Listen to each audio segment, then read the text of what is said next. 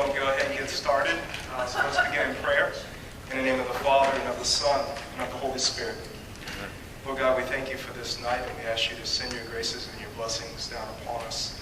May your Holy Spirit indwell within our hearts so that we continue to discern what is best for the young people of the church. Continue to form them in the ways of discipleship so they can continue to live good and holy lives, successful lives, Lord, that strive after your ideals and your commands. And we ask all this prayer through Christ our Lord. Amen. All right. Well, I appreciate you guys coming tonight. I know y'all are busy, right? Busy parents, and we wanted to kind of start with a parent meeting just because there's a lot of things kind of going on right now. I'm new to the parish. We have a new DRE. Our program, we're doing strategic planning right now, so a lot of things are going to go on. So I'm going to give you probably about a 30-minute presentation, and then Ms. Lisa's going to come up here and she's going to do more of the like what's going on right now. So we'll kind of get into that. So my presentation is basically these 5 things. So I'm going to talk about strategic planning a little bit, alignment of our diocese. So diocese is all the Catholic churches in the area to better form disciples. So we're going to try to do something to where we're kind of doing the same thing, hopefully. I'm going to give you a good bit of statistics and show you why we're doing what we're doing. And then I'm going to show you why we need to change in some ways. And so that's going to be our main things tonight. So back in 2015, our Bishop, Shelton Fobb, started having listening sessions. And he heard from over 1,000 people. And at these listening sessions, there was 2 real main... Can y'all hear me? Yeah. Okay. There was 2 real main themes that really stood out to him. One was adult formation, and then the other one was youth formation. And so those were the things that he kind of focused us on, that these were the things we need to really look at to become a better church in that way as a whole. And he heard these specific things about youth formation. My kids don't go to Mass anymore. Their friends don't go to Mass anymore. Where are our youth? They heard parents say that they want more for themselves, so that has to be better help for their children. And we heard that hundreds reveal an ache for more. There was a real desire for more. They were hungry for something. Even the youth said that we were hungry for something. And so we really tried to focus in on what can we provide that's different and better in that way. A little bit of statistics from what they call a DMI, which was a survey that they actually had in the pew. So each church had a survey 2 years ago. These were some of the results. 77% of the parents that responded indicated that their children were in youth programs, so parents just like you. 94% of the parents expressed that they have a responsibility to be involved in the religious formation of their children. So almost 100% they have a responsibility to be involved in the religious formation of children. Although 66% of parents said that they lack a strong confidence on to actually be involved. They didn't really know what was going on in the door next door on CCD nights. So 2/3 didn't know what's going on over there, but yet they expressed that they should in some ways know what's going on over there. That shows a very clear deficiency in what we're doing together. As we kept going forward, the bishop said, it looks like we really need to focus in on what St. Matthew says in his gospel very clearly. Go, therefore, and make disciples. So that's the real mission of the church, is to make disciples. Not just to pass a basket on Sunday, not just to give you a good homily, not just to celebrate the sacraments. Those are all good things, and those are all relative and part of the church. But really, the church should be about making disciples, right? That's what formation is, right? That's why you bring your kids to CCD, not just to learn about the church, but to understand what the church is about, right?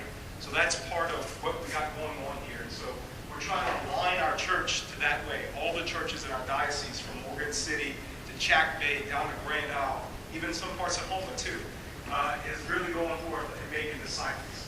So what is a disciple? Our diocese researched that and said these are really the 9 criteria of what a disciple is. Relationship, conversion, they're grounded in a church, they're able to discern, they're able to seek after holiness, they come to the church to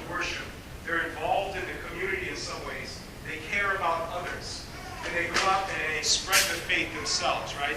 Those are the characteristics of a disciple.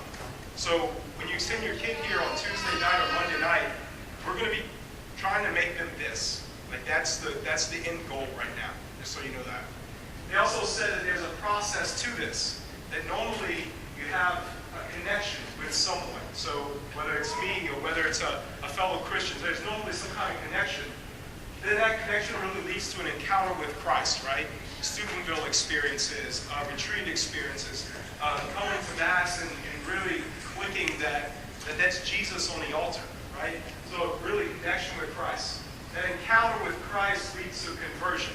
I've encountered my Lord, and I know I have to be a better person, right? Grow after that meeting. Now that I've converted in some ways, I can grow in my relationship with God. I can learn more about the Lord and learn more about what He talks about in the Bible. And then obviously the fifth is mission. The problem that we've seen is that we're really good at mission, connect, and encounter. We're really good at those because those are the easy ones, right? It's easy to talk to people. When I came here to Berg, it's like, man, these people like to talk. Man, I'm trying to get stuff done over here. They want to talk to me like an hour at a piece. Man, I ain't got time to talk to these people like this. And it's good to encounter, right? We have Steubenville, Youth Rally. We have all these different things where they encounter Christ day in and day out. And we love to go on mission. We love to go and help the poor here, or go to Nicaragua, or go to Guatemala, or go to Haiti. We love to go on mission trips because it's a tangible thing, right? The problem that we have is we struggle with conversion and growth. Why? Because those are the most difficult ones really to do, right? Because nobody wants to hear that you're not good enough, right? No one wants to hear that there's something that you need to get better at, right? Everyone would rather just believe that I'm good enough and the Lord accepts me the way I am and I can just go on mission trips now. No, the Lord calls us over and over again, and you can see it over and over again in the scriptures, to become better people, right? His apostles were trained to become better people. He formed them, and he asked the church to form the people that are within the church, right?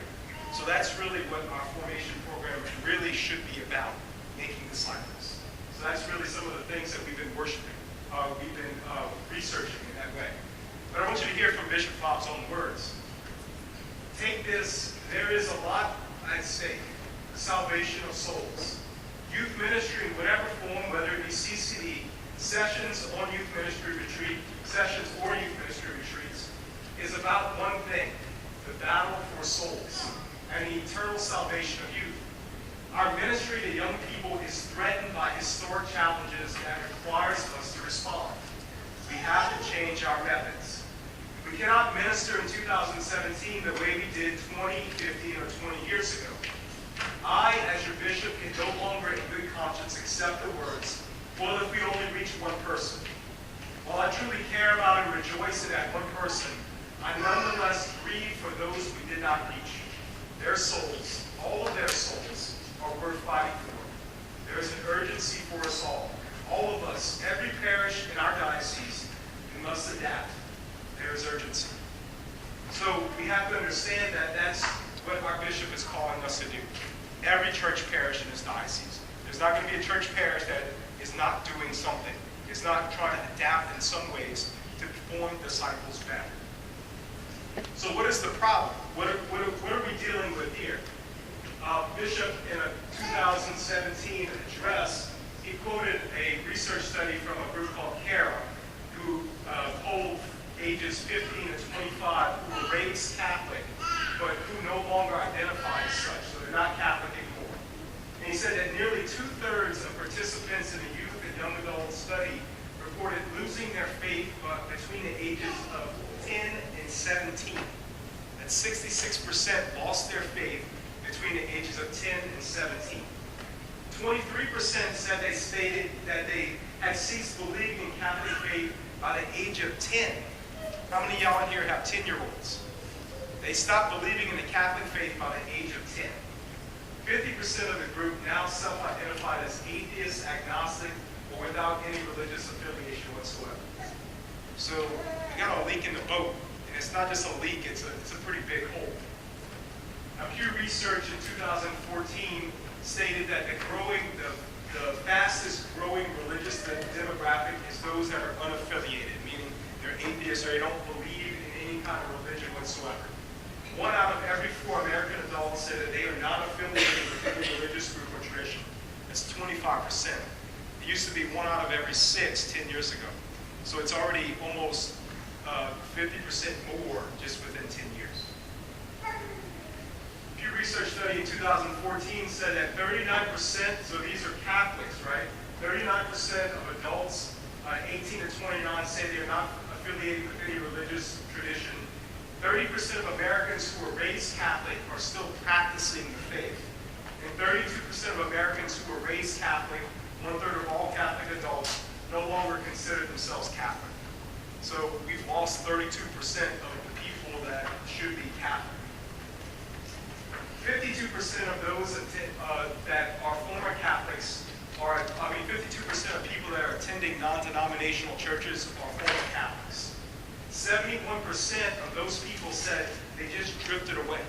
That the formation that we had given them obviously did not stick whatsoever. 65% said they just stopped believing in the church's teachings.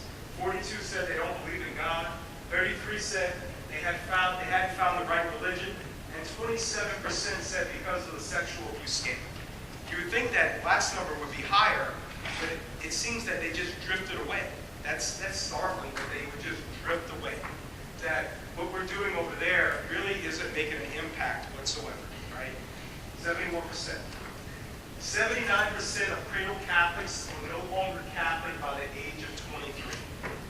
79% of cradle Catholics are no longer Catholic by the age of 23. 50% of cradle Catholics aged 18 to 35 are no longer Catholic. And 7% of cradle Catholics aged 18 to 35 practice their faith on a regular basis. That means right now our religion program has a 7% retention rate. 7%. In 1977, there were 7.5 million former Catholics. 20 years later, there was 17.3 million, up 10 million. And by 2017, 20 years after that, there was 30 million former Catholics, meaning they're not Catholic anymore. So we must be doing something wrong, right? We must be not forming people to understand that no matter what goes on in the church, Jesus Christ is still on that altar, right? We're not reaching these young people. By way of example, the bishops invited 300 representatives, youth representatives, that they're planning a synod, which is like a big meeting over the next couple of years, to really address some of these issues themselves. And they invited 300 people, young people, to write letters and saying, what do they want? What do they desire? How can we minister to them better? And they said very simply, they desire real, authentic community, which forms their personality and facilitates relationships with others. Brothers and sisters, I love technology. I was born in the technology age. This is not real, authentic community. You don't know what real, authentic community is? How you doing? I'm called Cody. Nice to meet you. Nice to meet you. Angela, very good to meet you.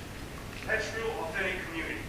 And as much as I'm going to push that we use technology in our classrooms, and as much as I'm going to try to make sure that we have everything we need technology-based, real authentic community is having classes. Real authentic community is spending time with your youth, with your children, and building those relationships, not through this, but one-on-one with that. That's what real authentic community is. That's what your children need. They need guidance. They need role models. They need someone to be able to mentor them. That's what your children need. So we need to provide that. So the question is to do something, or the question is not if we do something or don't do something, right? We know that we have to do something. So you can't argue whether we're going to do something or not do something. You can only really argue on is what we're going to do, right? So only what we're going to do is the thing that we really need to be talking about, not do we do something or not do something. So a great Catholic author once said that everything that is wrong about the church can be fixed with everything that is right about the church. meaning that we don't just throw the baby out with the bathwater, right? Like we have the Eucharist, right? That's not wrong. The Bible was not wrong. The teachings of the church were not wrong. It's just we're not presenting them in the way that we really should be presenting them, right? Where people can understand and see that what happens here is worth coming to, is a priority in people's lives. I'll talk a little bit more about that in a little bit. I don't know if I had used enough exclamation points. I think maybe one more would have been a good thing. We have a problem. So how do we respond to the problem? How do we fix the problem? The crisis requires change. We talked about all that. We have to adapt, and we have to use the church teaching, what the church already has, what's good about the church already, and use that in formation in what we're doing on Monday and Tuesday nights. So one of the things we looked at was the seminary formation, so different other types of formation that we have. I was in seminary for 8 years, and what they preached to us was that there are 4 dimensions to forming somebody. It's the human dimension, the spiritual dimension, the intellectual dimension, and the pastoral dimension. Those are the 4 criteria. The problem is CCD is really only using the intellectual dimension, right? We teach your kids Our Fathers and Hail Marys and grace and teachings on the Bible here and what the church teaches about this and that. It's just intellectual formation.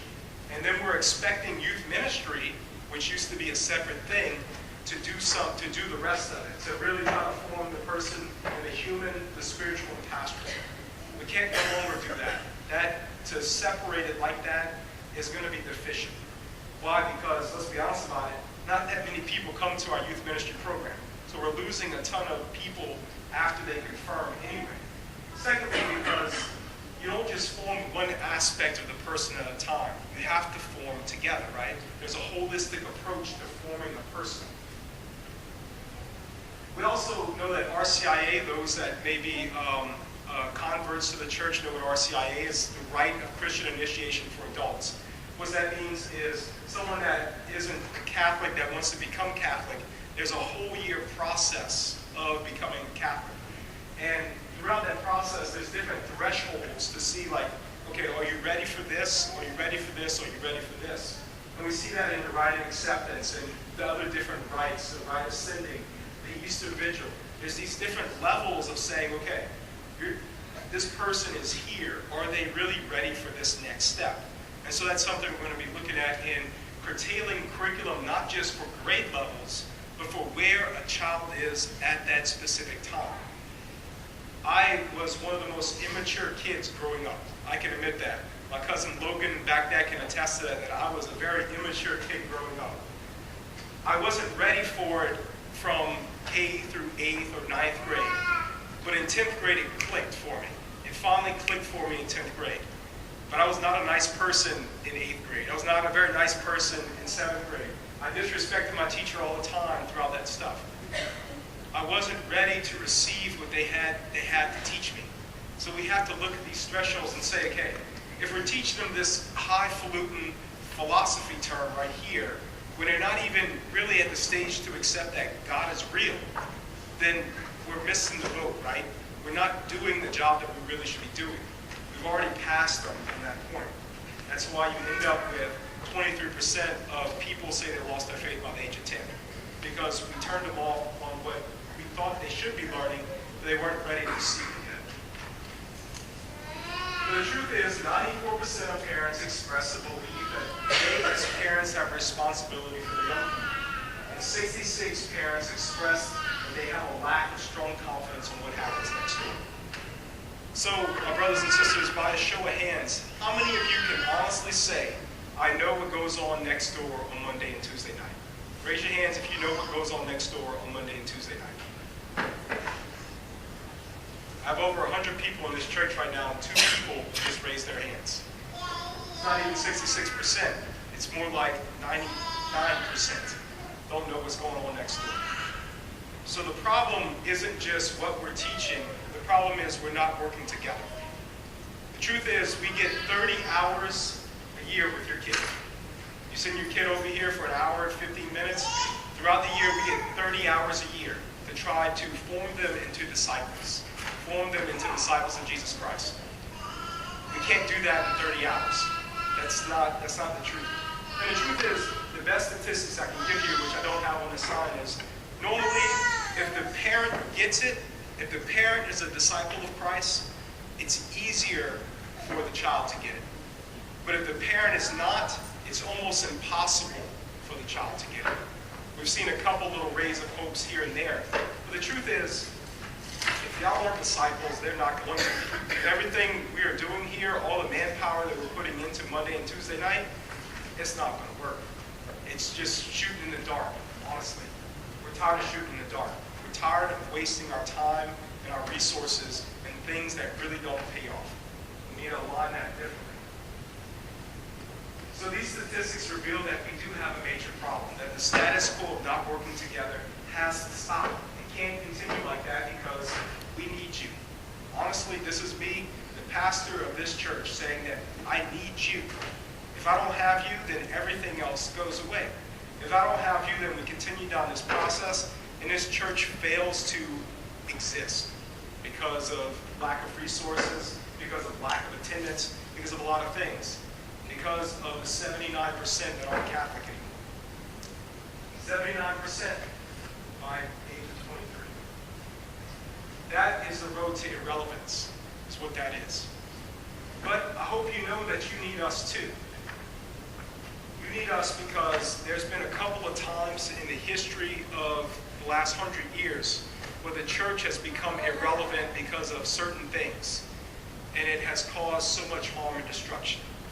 The first is in the 1930s and 1940s in Nazi Germany. The church became irrelevant due to the Nazi regime. It was silenced for the longest period of time. It wasn't able to speak out against the evils that were happening. People ended up in concentration camps. 6 million Jews ended up dying. Over 100 priests ended up dying as well. The second instance was in communist Russia, where the church was silenced. More than 10 million people died during the communist Russia years. When the church is silenced, when the church cannot speak against the evils that happen in this world, we kill each other. We stop believing in the message of Jesus Christ, and we start believing in our own selfishness. That's the truth. But the truth is, we both love the children. We wouldn't invest so much time and energy into doing what we're doing if we didn't believe in your children, if we didn't want to do something good for your children, right? We both love your children, and we need to work together in that thing. We need to have common ground. And so I just want you to know and give you just a very simple invitation. If you do not know the Catholic faith, if we have failed you in the past, because part of the blame is on us too. I'm not just going to sit here and say, y'all are the fault. No, we were lazy as well. Because how many of you went through our program, went through a CCD program, and we failed you? We were teaching out of a book here and there. We were making sure that you just read every single paragraph out of the book, right? We failed you. We failed you too. We were lazy. But the truth is, we're getting to the point to where either we're going to continue to be lazy and become irrelevant, or we're going to do something about it. And I don't know about you, but I'm 34 years old, and I want to be a priest for a long time, you know. So that's part of the thing is our own survival, being honest about it. Part of it is our own survival. Some priests say, you know, I hate that we have non-denominational churches. I love that we have them because it shows us that we need to be better at what we have. That there are people that are hungry for something and we're not giving it to them. Competition is something that is good, not necessarily something that is bad. But we got to go get our people back too. We got something that they don't. We have an apostolic tradition. We have the Eucharist. We have things that we need to teach and make sure that people know the importance of it. We failed you just as much as you failed us. And I can stand here and admit that. I was an 8th grade teacher before I went into seminary.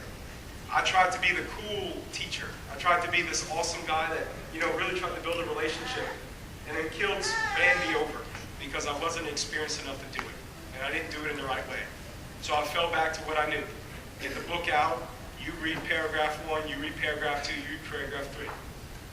Our retention rate is the same as retention rate like this. I know maybe 2 kids that were in that class that still practice their faith. So I've done things just like I'm doing things. I can admit that I have failed too. But I wasn't set up to succeed. I wasn't set up to be able to do that. I want you to know we're willing to offer that. So if you need a class here while your kids are in CCD, we're willing to give that to you. We're going to try to devote some resources to that. If you want to come and help out in any way possible, we really could use your help. So that's really what I have to talk about here tonight. I just want you to know that I'm really trying to push forward on this. This isn't something that I'm doing because the bishop is telling me to do it. It's something I'm very, very passionate about. In fact, I got a lot of older parishioners that wish I would spend more time with them instead of spending more time over here. This is something for the future of the church. This is also something for the present of the church. This is something for the survival of the church.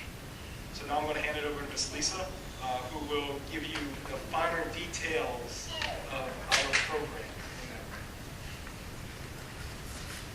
If she can catch her breath, because your little one's done wore me out. 6:30. 6:30. I know, it's later. Can you believe I talked for 30 minutes? You did. I'm like, yo, he don't talk for 30 minutes. Like, that's pretty good. All right. Hi. I'm Lisa Lapeyrouse, if you don't know who I am.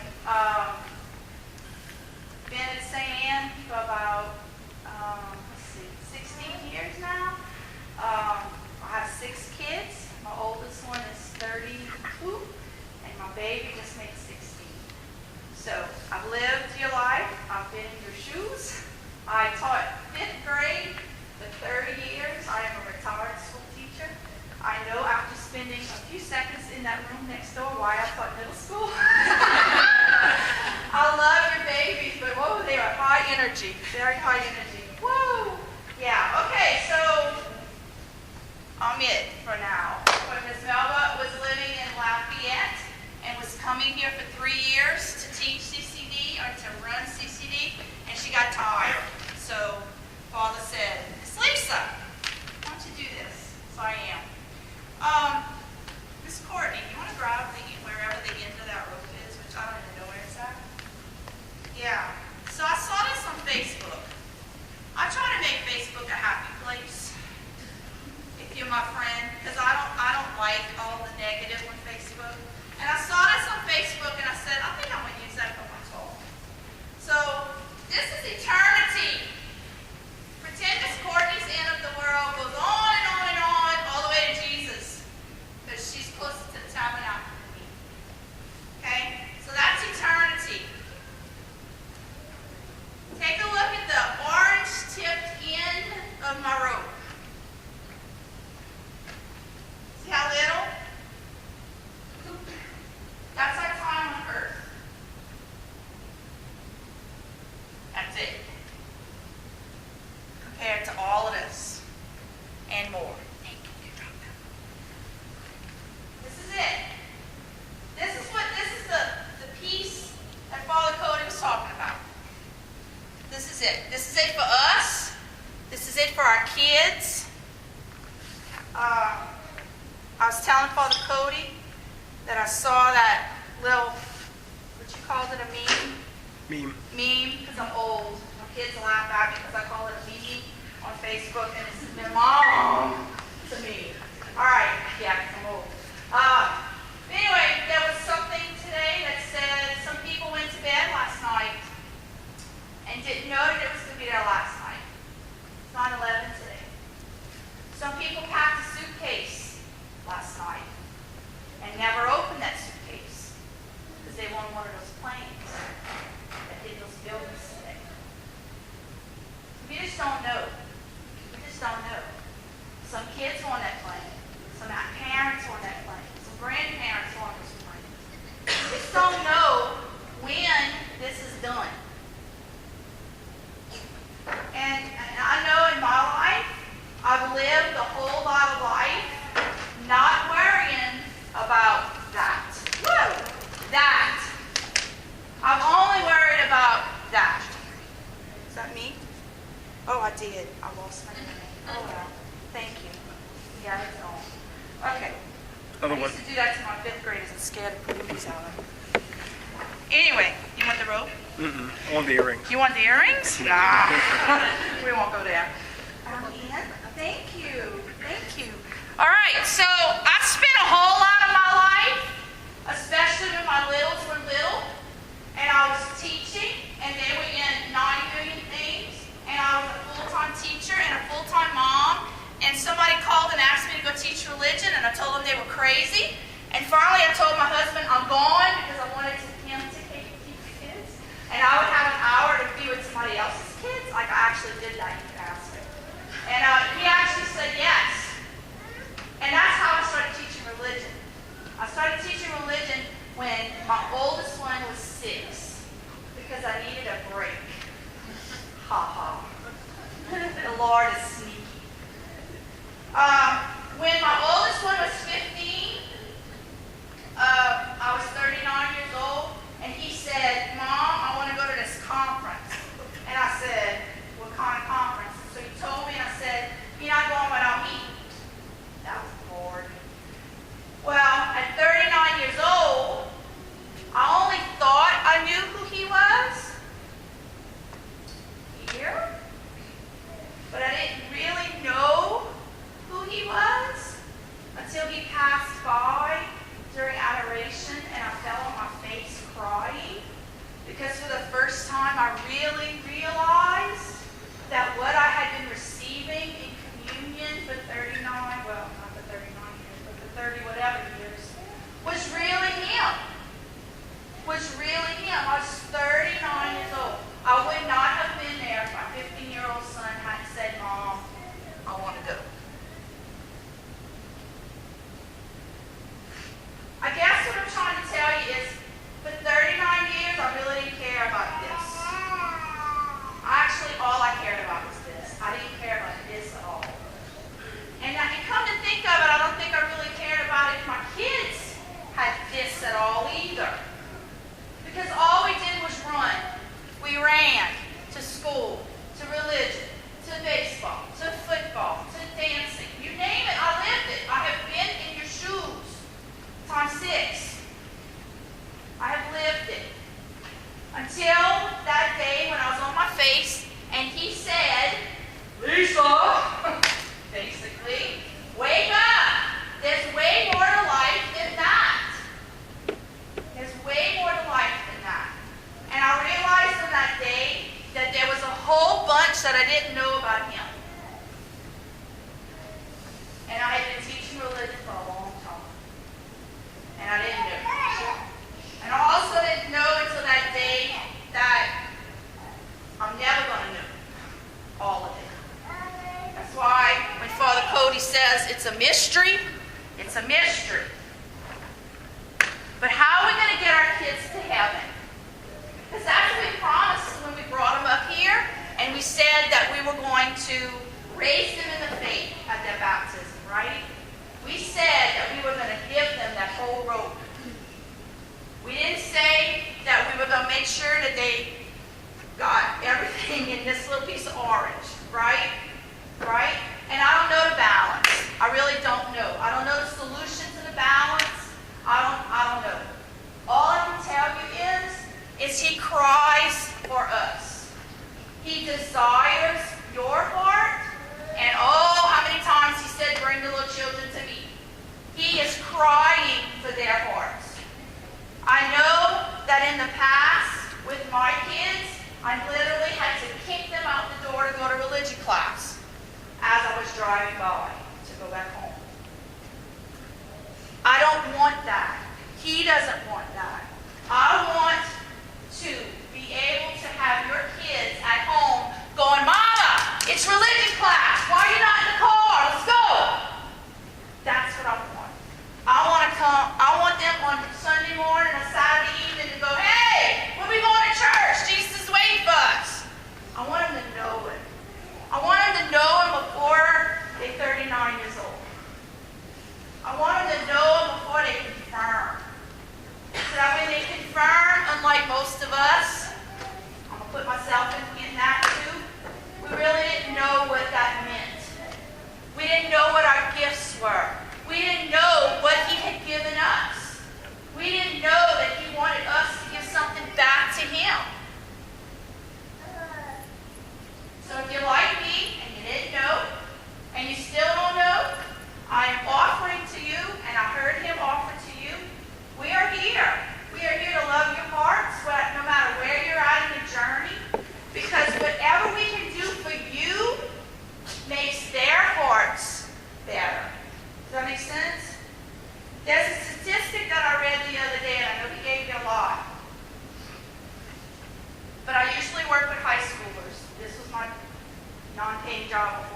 Good job. That if we had kids who were in high school from 9th grade to 12th grade, and we captured their hearts, and we brought them to Jesus, and they understood who he was, and they were excited about their faith, and they wanted to be here, and they wanted to do for church, but their parents weren't at the same speed as them. If their parents did not come to Mass, their parents did not want them to do those things, if their parents did not back them up, it did not matter what happened here, that when they left and graduated from high school, they did not return to the church. So guys, you can bring them to us, but you're the first person. You're it. It doesn't really matter.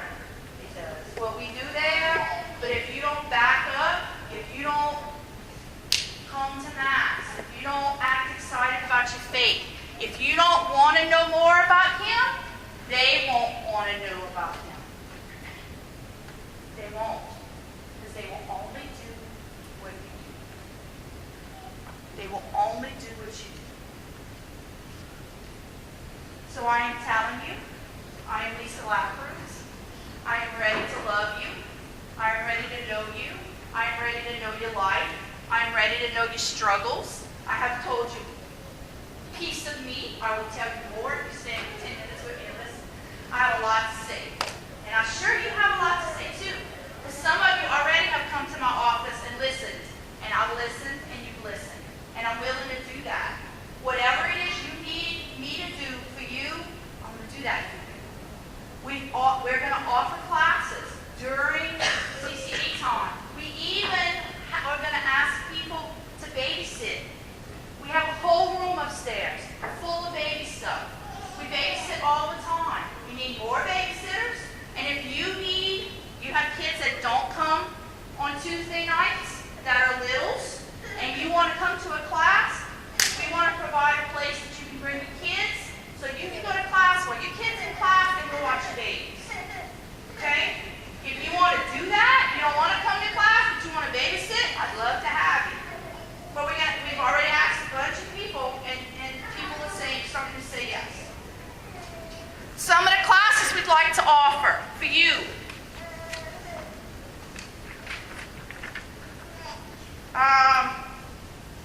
This is just stuff people have asked us about. That they don't understand the Mass. They don't understand why Father Cody wears what he wears.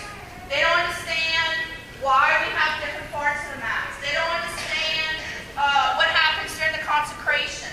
You don't understand that? We have a class. We'll talk about that and make it stand. A lot of people have asked, what does the Catholic Church say about dating? What does the Catholic Church say about marriage?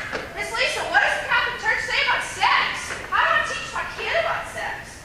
The Catholic Church got a ton of information about that. You want to come to that class?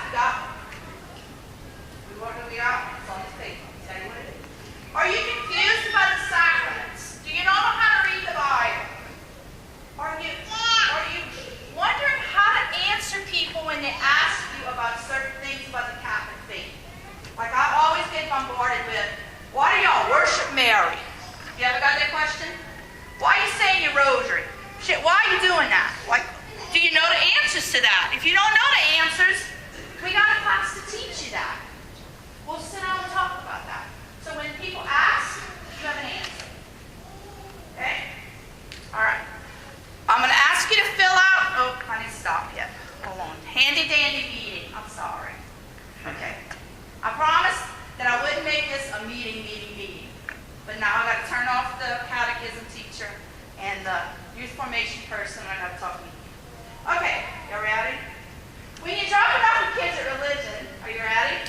When you're dropping off your kids at religion, most of you have come before. I don't have that many kindergarten people, but I'll explain. There's a road on the side, yes? Nolan Street. Say it again? Nolan Street. Nolan Street. And you take Nolan Street, and it comes to a gate, and it comes behind the cemetery, and you pull up next to the center. Then we'll have some really nice men and women there, you will drop your kid off. Your kid will go into the center. Okay? And then you go home or you come to class. I would love to do that. Or you can park your car. You can come in. You can park your car. You walk your kid to the door. Please do not say, go right here. Because we've had kids run across the parking lot right here and almost get hit. So that's not going to happen right here. If you park, walk them in. Walk them in. Same thing to pick up. If you want to drive around, we will put you in a line. We will bring your kids to your car. If you want to park, come get your kids in the building. That'll be through the front door. We will do opening and closing prayer with everybody all together every religion night. We would love you to be part of that. So if you park your car, walk your kid in, come do opening prayer with us. At the end, park your car, come in, come do closing prayer with us. Guys, your class is only an hour. If you do that, you only have 40 minutes. To go home and come back, you might as well stay. Right? Right. Okay, so if you need to take a class, you can come help. My God, I must have 220 kids right now running. They are doing a fun night. They are all over the place. In groups of 10, everywhere. We're 20 stations. So, yeah, you need some help. We got a lot of help, but we can use another set of hands.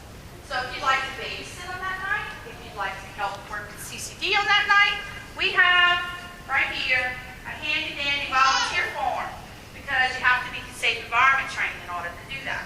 So you fill this out, bring it to Miss Wendy at the center in the office, and she's going to get you information on how to do that. Okay? All right.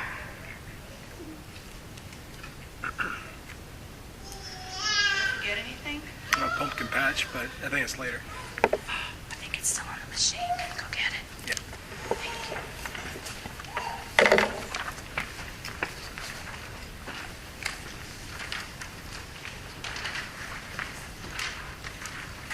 These yellow papers that are going around, I'm going to call those refrigerator papers. Pin those to your refrigerator.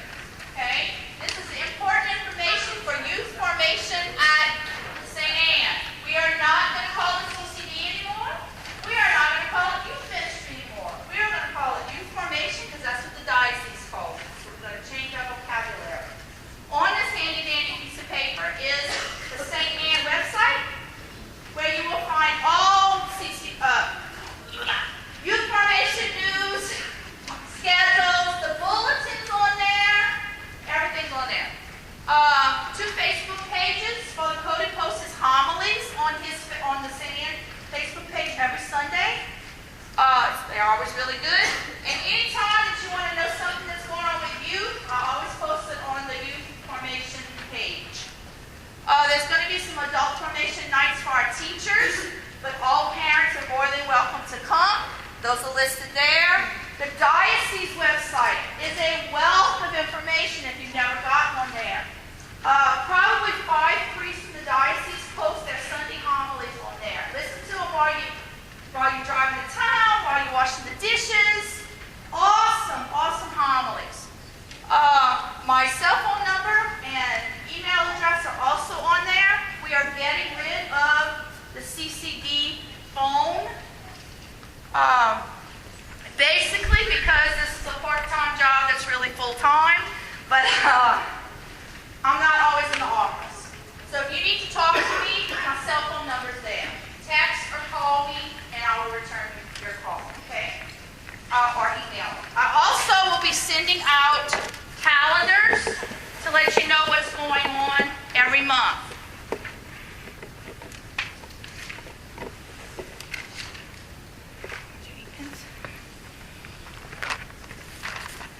This is a formation page. If you can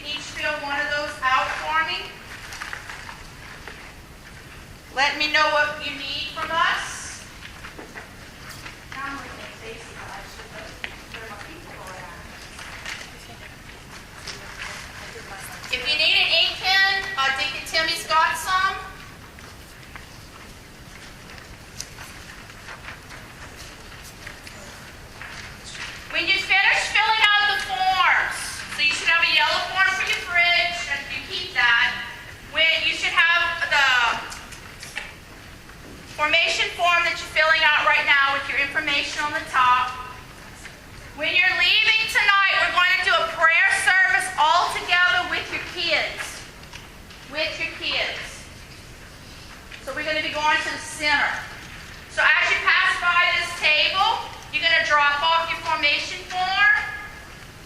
And when you pass by this bench, this pew, calendars for this year, if you don't have one, are on this pew. The Tuesdays that are shaded in are yours from 6 to 7. And the volunteer form, if you want to volunteer in any way, is right here. Also, if you have a 10th grader or an 11th grader, and you weren't able to make the parent meeting last night, the first 2 calendars, please look at the top, because it says 11th grade on one and 10th grade on the other. I'm going to put it on the other side of the rope so you don't get confused. When I first got here at St. Anne's, one of the first things I did was to make a Google Calendar of all of St. Anne's events, which I like to keep on my phone. That way it's always on my phone and not a piece of paper. If you go to our website, I think it's stannberg.org, and you have a little calendar tab, you can actually subscribe to our calendar. So you just click on it. If you already have a Gmail account, you can actually subscribe to our calendar.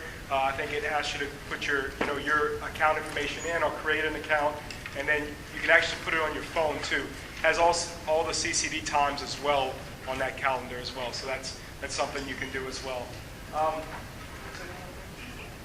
One thing I kind of forgot to mention in my presentation is I am keenly aware that we have some St. Joseph transfers. I know we have some people here that were very highly upset that St. Joseph changed their meeting time, their CCD time to Sundays, and that's something that and I want you to know that part of this dialogue this year, part of our appeal this year is that we dialogue, that we work together. And I'm not just going to up and change CCD times on you without at least talking with you first and seeing what are your needs. We're here to serve you. We're not here for you to bend towards us. But we do have to, we are here to form your kids though too. So we do have to do that. But I want you to know that I don't mean to talk bad about St. Joseph in any way, but we do want to make sure you're incorporated into any decisions that we're going to be making in the long run. Because like I said at the end, right, we're here to love your kids the best that we can. Ms. Lisa said it several times too. So that's one of the things that we're really looking to do in that way. So if you have any suggestions, now I don't want to hear suggestions we need to make classes shorter and we need to have less of them and all this other stuff. That's not a good suggestion, right? That's not a very productive suggestion. So if you have any good suggestions, don't hesitate to call us Lisa. Like we want to listen. We want to work with you the best that we can. We know that we got travel this and this club and that club. We know that there's a lot going on, but we believe what we have here is a priority. It's a priority to your young people's lives. So that's a little pitch on that. Sorry. Good pitch. Thank you. Okay, one more piece of paper you get to keep. So you keep in the yellow paper and you keep in this one. So we've been having a lot of dreams, St. Anne, lots and lots of dreams, and some of them have come to fruition and some of them have not. So one of the things that Cindy Grandma dreamed about 3 years ago was that she wanted St. Anne to sponsor a pumpkin patch. Well, Father T said no. Then Father Alex came. Father Alex said, we'll talk about that next year. Father Alex left. And now we have Father Cody. And Father Cody prayed about it and went, Cindy, if you can make it happen, you go ahead. We have a pumpkin patch. So, yeah. So, we need some help with a pumpkin patch. We are having a pumpkin patch. It is going to be delivered. Half a load of pumpkins are being delivered here, I think on October the 7th. 6th. October 6th. 6th. In the afternoon. And from 11 o'clock in the morning till 7 o'clock at night, as per the pumpkin patch people, whoever they are out in the world, they say you have to be open for so many hours a day. Yes, we need help. Yes, we would love it if you would call Miss Cindy's number and volunteer to help do the pumpkin patch. If you can't come help, bring your kiddos and come to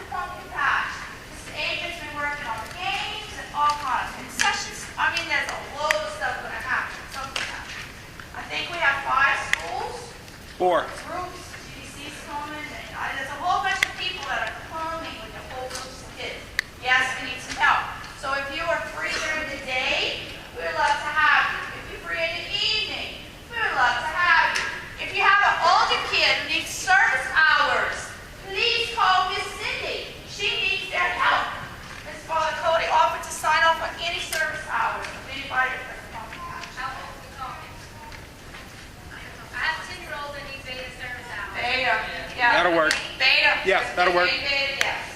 Yes. That'll work. We'll put them something. We'll put them doing something.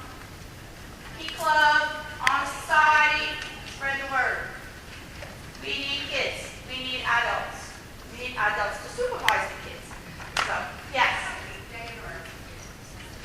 7 days a week until October 31st. Well, or until we run out of pumpkins. Until we run out of pumpkins. Same here. So just call Miss Cindy, tell her, hey, or text her, tell her whatever. Okay? All right, y'all ready? All right, so this is what's going to happen. The kids are all over the place. So they got to all get back to their little lines. And what we're going to do is we're going to walk in and we're going to be around them that are in lines in the center of the center. Center of the center. And then we're going to give instructions for you to find your kid. Now, how many of you have more than one in that building right now? Okay, so what you're going to do when I tell you to find your kid is you're going to go get all of your kids, pull them out of that line, and pull them next to you. Deal? If you have one, then you're going to stand in front of the one. Now, unfortunately, we do have some kids that don't have anybody with them. So we're going to do a little prayer over them. So if there is a little baby in there that don't have nobody to pray over them, I want you to pray over them. Can you do that for me? All right, we're going to be community and we're going to pray over all our babies. That's what we're going to do to end this night tonight, okay? So, ink pens go in the red tub. Your white paper that I hope you filled out goes right here. And meet me in the center down the hall. Calendars are here. Volunteer forms, which I would love you to take, are here.